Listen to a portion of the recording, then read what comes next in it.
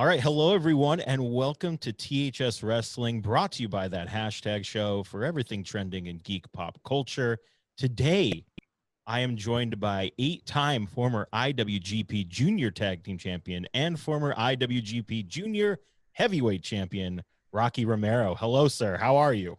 I am wonderful today. It's hot. It is. It's very hot here in the, Hot here in LA, yeah. the Los Angeles area. Turned on the AC. I had to. Our AC just kind of like it's not working that great right now. So we're actually having a technician come tomorrow morning, but he can't come any quicker. I'm dying. That's awful. I mean, he should. Well, you know what? He probably has a lot to do, honestly. If you right now, probably, yeah, he's probably fixing all of the heat problems that we're having. Right. So we're going to talk about New Japan Pro Wrestling Strong. I'm super excited about this. First show was fantastic. We'll get to the second show in a minute here. Okay.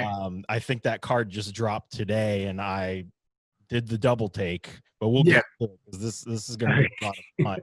You're getting me all excited now.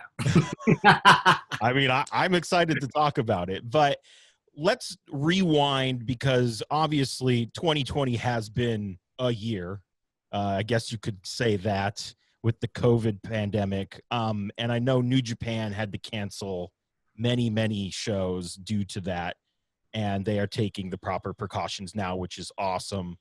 How is it performing in front of limited crowds or no crowds at all? How is that going for you and everybody else that you are affiliated with?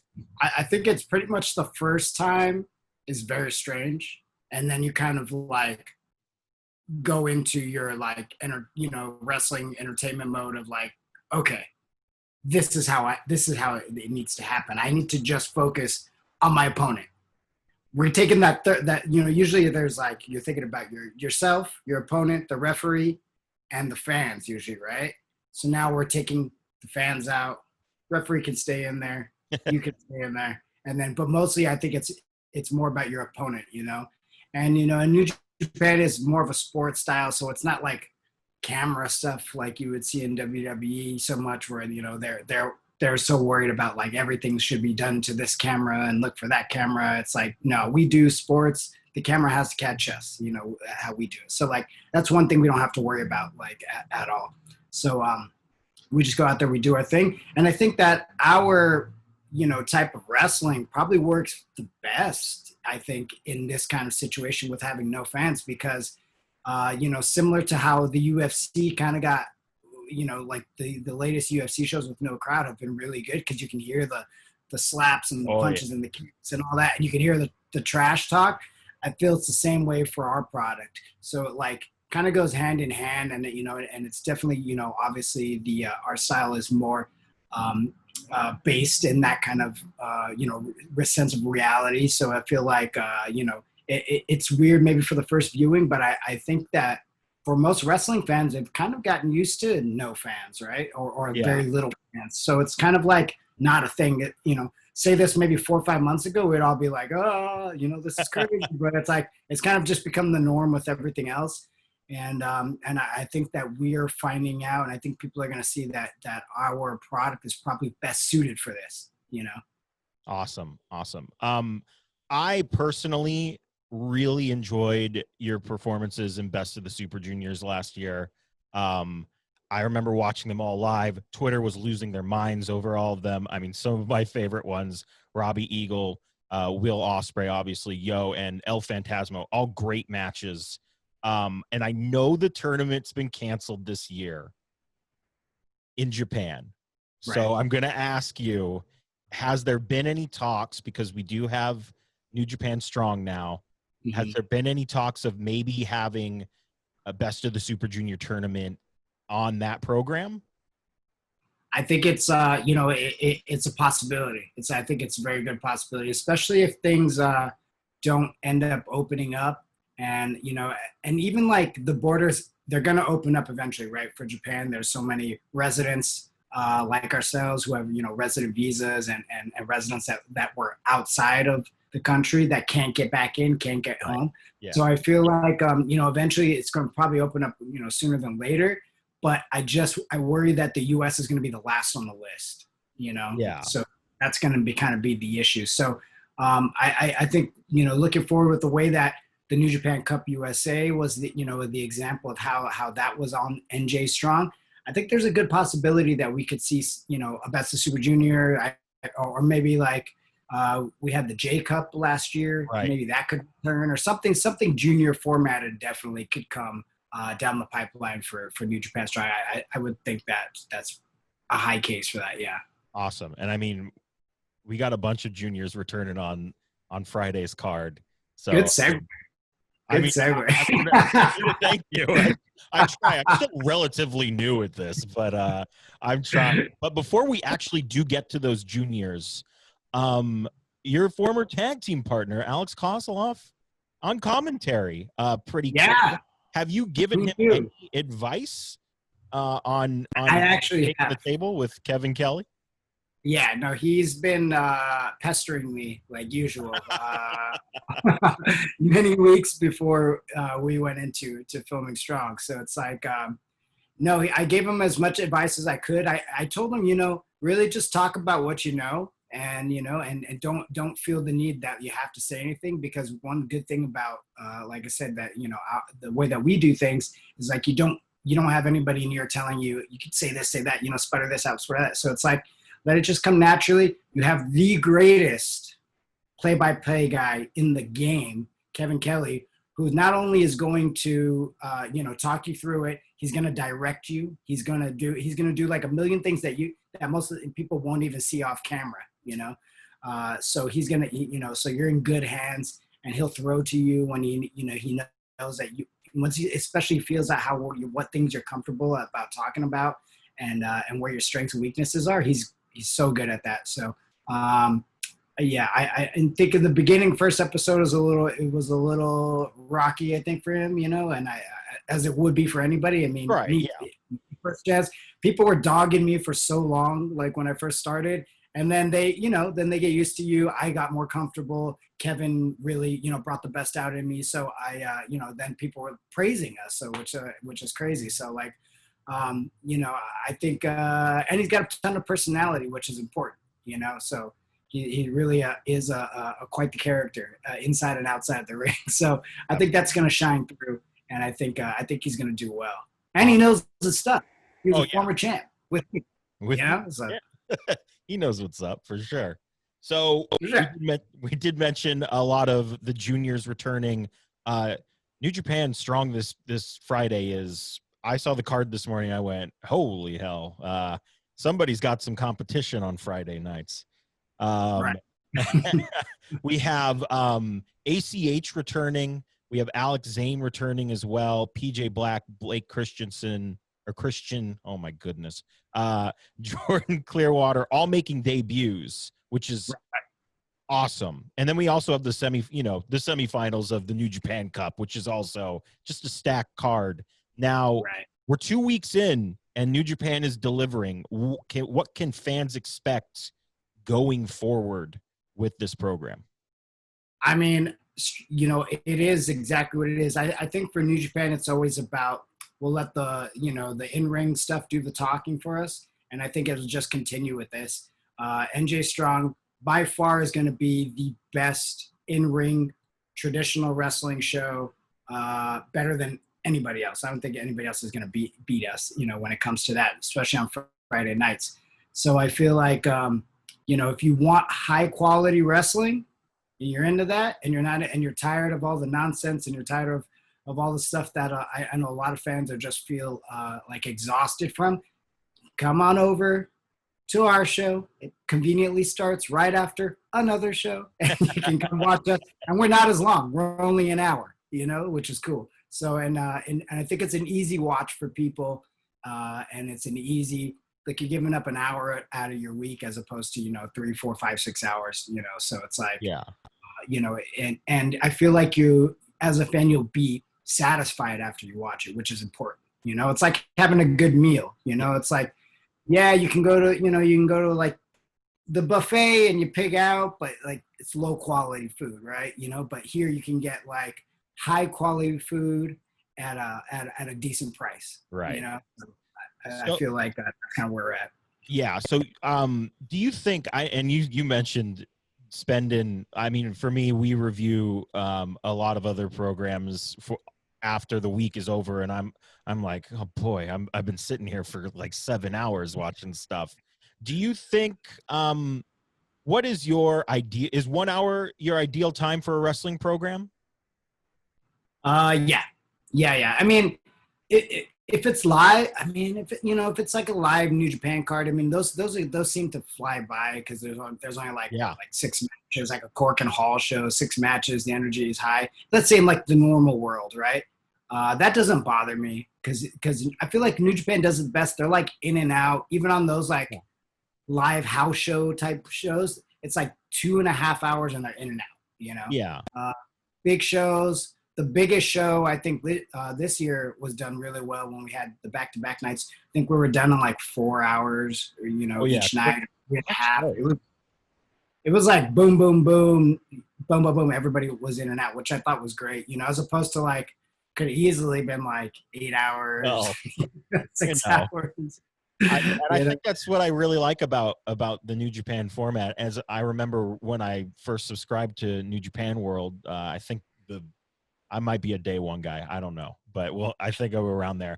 I remember watching and going, there's no long breaks in between matches. This is amazing. The pacing of it is great. No nonsense, if you will. And the card builds too, which I think is, kind of old school tradition style, where like, you get your opening and your opener all the way to the end. The most important matches last, and it always builds the anticipation. So it never feels like, I don't know, like I guess the way that kind of traditional way that they've done it here in the States now is, you put this match here, you have so many main events, you have put one in the front, put one in the middle, then there was like some kind of gimmick match or comedy match or attraction match before, like a women's match or something before, but now that's changed, and then now then the men's main event or whatever. Traditionally, that was the formula for a long time. But I think that for most fans, I think that there's certain psychology to how something builds, like a book would, or like any kind of story or any kind of TV show that you might watch for an hour out of the week. I mean, so I feel like the ending is the most important. It should always build to that and kind of get bigger and bigger and bigger the stakes, as it goes to the end. So I feel like just as humans, we're used to that storytelling. It's a simple tool, but some people do, some people don't. But I feel like it works for us, quite well. You mentioned gimmick matches, and I kind of wanted to talk about KOPW. Right. Very interesting concept. I've been seeing a lot of people been asking. So gimmick matches, if you were to pick a gimmick match for a KOPW, what would you want to see? Honestly, C or B in? Both. Let's go with both. Okay. I mean, I would like to see some really cool technical stuff, like an old school UWF, like Zack Sabre or Minoru Suzuki, like with rope escapes and like kind of interesting storytelling they could do with that. Yeah. Or or maybe like my favorite matchups is like Zack Sabre versus like Kota Ibushi, right? Like I just think that they complement each other well, right? So like something like that could be cool. Maybe Ibushi can't use the ropes or something, or can't come off the top rope. I mean, like there's so many ways that you can do this, right? Like and make it really cool stories. Personally, I would I want to do, if I ever got the chance to be in one, I want to do like something so crazy that's not me. I want to do like exploding something match. Like something's got to explode, and I want like John Moxley or something, like something memorable as hell, I mean, I can't remember the last time I witnessed an exploding, I assume, ring. Yeah. I mean, it's been a while, and especially in New Japan. Right. Definitely has been probably about like 25 years at least. Probably. I think Onita, right? Yeah, Onita and Choshu maybe. Yeah, I think so. Yeah, I think that was in Jingu or the stadium that they're doing. I think it was where he Awesome. folds out the chair and smoke it. What a great visual! That guy is a maniac. That guy's like everybody stole all the hardcore stuff from him. Yeah, Man, everybody stole all the gimmicks from him. Man, he's the OG. he knew what he was doing. So I know you're a big music guy. I got to ask you. I've been going through all the 2020 releases. What's your album of the year so far? I know it's a big question just to drop on you. I'm sorry. Wow, loaded question, man. Damn, what is my 2020 album? Or what's one you're just digging right now? Man, you know what? I have to look through my Spotify. Do you have a playlist that is just all the 2020 songs that you like? I'm a maniac like that. I have something like that. Yeah. I've been jumping all over the place with music wise lately because I like nothing seems to be holding me except for like some older like classic stuff that's been I keep going back to it and I just can't like I'm excited for like the Kid Cudi drop whenever that happens.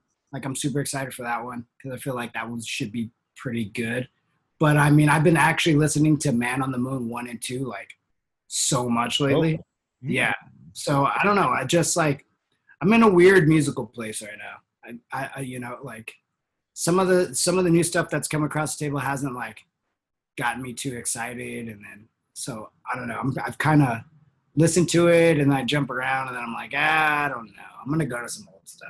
Now, you say you're not really feeling a lot of musical stuff. Does that kind of sometimes hint?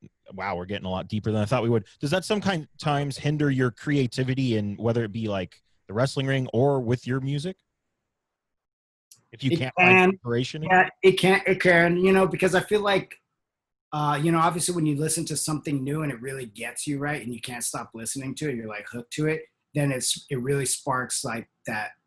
Like it makes me excited to want to go and make music. Yeah. And I guess recently I haven't really felt that way. So not because nothing's really moved me. So yeah, absolutely. And you know, so I guess I've been going to the old stuff to kind of just just keep me going. Yeah. You know, the daily routine. But yeah, I mean, I don't know. Yeah, nothing's really popping to me right now at this moment. Yeah. I don't know. It's still like early in 2020. I know a lot of music is going to drop like soon, like real soon, you know. Usually towards the end of summer, end of the year, usually a lot more comes out. Right. All right. I feel like everybody was just getting stuff out in the beginning of COVID. They were just like, I mean, by the way, here's 4 new songs that I made in the last right. Exactly. So it's kind of hard to even keep up with it sometimes because it is. It's kind of like wrestling right now. There's just so much stuff out there, you know. I mean, I love that there's so much wrestling, but I also hate it at the same time because I feel so far behind on everything. Right. And it's just I want to consume everything, but I can't. Yeah, we only have so much time, right? Yeah.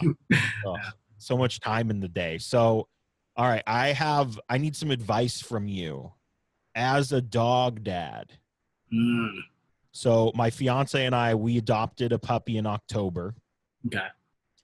And we love Henson. He's great. Great name. Now, thank you. And we're thinking we might want to get a second dog. Is there any advice you would have for someone before adopting a second dog? I mean, do you want to know what happened when we adopted our second dog? I would love to, yes. Okay. I was on the road. My wife had been saying we need to get a second dog. We need to get a second dog. Our first dog, Duke, or full name Dookie Butt Friedman. He goes to daycare sometimes, but like, you know, daycare's a little expensive. We seem like, why don't we get a second dog? He can play, he can have fun, blah, blah, blah. So I go on tour and she calls me and says, I found this great dog. He's a rescue. And I really want to get her. She's really, really cute. She sends me the pictures, blah, blah, blah. So I say, look, if it's up to you. I'm like, it was hard enough when we got Duke as a puppy. If you want to and you feel like you can handle it, go for it. Because I'm not going to be home for like another 3 weeks. So she says, no, I'm going to do it. So she goes, she gets the dog. She brings the dog home, which is Honey, and Duke is great around other dogs, great, but he never really had a dog in his home, like in his space. So Duke freaked out, and for about a week, he's pooping everywhere, nonstop pooping, can't stop pooping. Like he doesn't do this.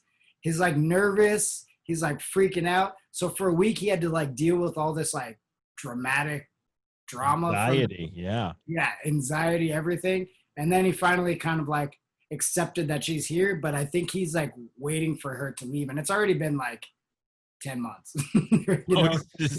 So are you leaving yet? But now he basically gives her like the look of like, okay, you're gonna like leave at any point, right? Like you're gonna go back to wherever you came from at any moment, right? There's like a little bag packed by the door. Yeah. So I mean, I don't know. So I mean, that's the only thing that was like the most dramatic. But I mean, besides that, they do play a lot.